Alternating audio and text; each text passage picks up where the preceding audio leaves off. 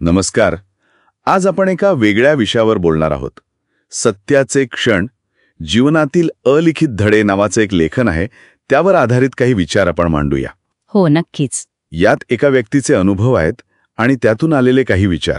म्हणजे विशेषतः आपल्या मुलाला काहीतरी महत्त्वाचं सांगायचंय, पण ते अवघड आहे. तो क्षण. हो. आणि मग अर्थातच यश आणि आनंद म्हणजे नेमकं काय यावरचं एक चिंतन आहे यात. अगदी. आणि मला वाटतं सत्याचा क्षण ही संकल्पनाच खूप महत्वाची आहे. म्हणजे आयुष्यात असा एखादा टप्पा येतो किंवा घटना घडते जिथे आपल्याला निर्णय घ्यावा लागतो किंवा एक प्रकारची कसोटी असते ती, आणि त्याचे परिणाम खूप दूरगामी असू शकतात. आपल्या स्वतःच्या मूल्यांची पण परीक्षा होते, नाही का? बरोबर. आणि हे लेखन सुरू होतं एका प्रवासाने, जिथे लेखकाच्या मनात एक द्वंद्व चालू आहे. हो. आपल्या मुलाला अभ्यासाचं महत्त्व कसं पटवून द्यायचं हा विचार आहे. सांगावं की नाही. लेखक बराच वेळ म्हणजे जवळजवळ 1.5 तास गाडी चालवत होते आणि हाच विचार त्यांच्या मनात घोळत होता. अच्छा. त्यांना एक भीती पण होती की आपण हे सांगितलं तो मुलाला आवडेल का, तो कदाचित दुरावेल, बोलणं कमी करेल. हो, ही भीती अगदी स्वाभाविक आहे. याच मनस्थितीला ते सत्याचा क्षण असं म्हणतायत. त्यांना असंही वाटतं की आजकाल कुणाला म्हणजे सरळ उपदेश ऐकायला आवडत नाही. खरे. कदाचित मोबाईल आणि माहितीच्या भडीमारात लोकांची विचार करायची सवय कमी झाली आहे की काय, असं त्यांना वाटतं. हे निरीक्षण महत्वाचं आहे. पण मग सत्याचा क्षण कसोटीचा कसा ठरतो हे इथं दिसतं. म्हणजे भीती असून सुद्धा. हो. शेवटी निरोप घेताना त्यांनी मुलाला तोमेवला उदाहरणं देऊन सांगितलं. घरातल्याच मोठ्या व्यक्तींची नावं घेतली. आशिष काका, सत्येन काका. अच्छा, उदाहरणं देऊन सांगितलं. हो, की अभ्यासानेच माणूस मोठा होतो हे सांगणं गरजेचं वाटलं त्यांना. इथे फक्त मुलाला काहीतरी शिकवणं नाही आहे, तर एक पालक म्हणून जी जबाबदारी वाटते त्याच्याशी प्रामाणिक राहण्याचा प्रयत्न आहे. बरोबर. पण मग मुलाची प्रतिक्रिया काय होती? ती तर एकदम अनपेक्षित होती असं वाटतं. काय म्हणाला तो? बाबा बोर असं म्हणून तो हॉस्टेलमध्ये निघून गेला. अरे बापरे. पण गंमत म्हणजे इतकं होऊनही मनातलं सांगून टाकल्यामुळे लेखकाला एकदम मोकळं वाटलं, जणू काहीतरी जबाबदारीतून मुक्त झाल्यासारखं. हे महत्वाचं आहे. म्हणजे मुलाने ऐकलं की नाही यापेक्षाही हो, स्वतःचं कर्तव्य केलं, मनातलं बोलून टाकलं, याचं समाधान जास्त महत्वाचं ठरलं त्यांच्यासाठी. अगदी. आणि मग त्यांना हॉस्टेलवर मोबाईल वापरायला बंदी आहे या शिस्तीबद्दल पण समाधान वाटतं. अच्छा, म्हणजे आधुनिक जगातल्या एका मोठ्या समस्येवर तिथे नियंत्रण आहे याचा कुठेतरी दिलासा मिळाला त्यांना. हो. मग परतीच्या प्रवासात कळवण ते नाशिक गाडीत एकदम शांतता होती. आणि तेव्हा लेखकाचे विचार भविष्याकडे वळले.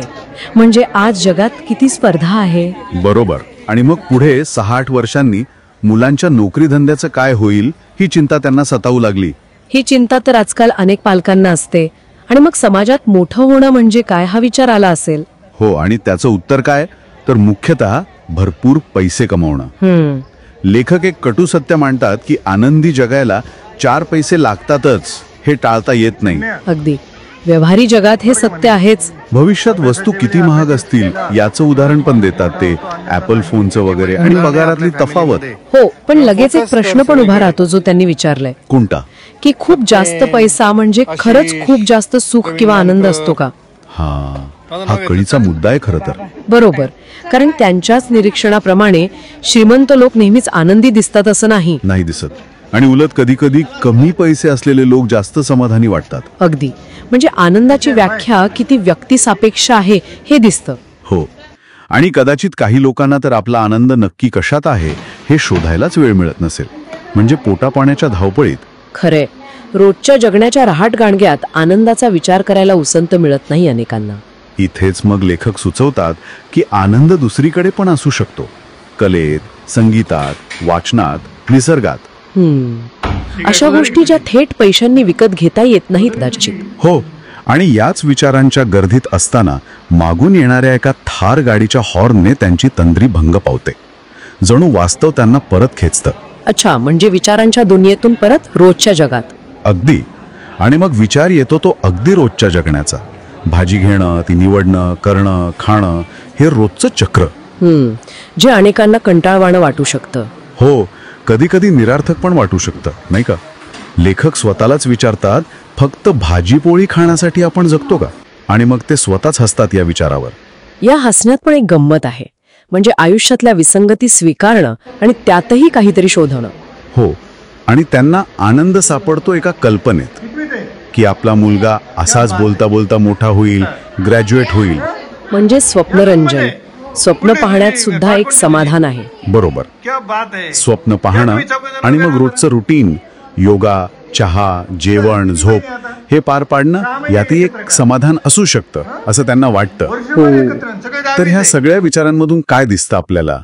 म्हणजे महत्वाचं सत्य सांगताना येणाऱ्या अडचणी, आधुनिक जीवनातली आव्हानं, पैसा, यश आणि खरा आनंद यांच्यातला तो गुंतागुंतीचा संबंध, हे सगळं एकमेकांत गुंतलेलं आहे. अगदी. आणि शेवटी लेखक स्वतःच्या विचारांवर आणि त्या रोजच्या कंटाळवाण्या वाटणाऱ्या कामावर हसतात. हो. आणि त्यातच समाधान मानतात. कदाचित हेच महत्वाचं आहे. इतरांना ते वेडेपणा वाटेल, पण त्यातच आनंद शोधणं. बरोबर. पण मग एक विचार मनात येतो. काय?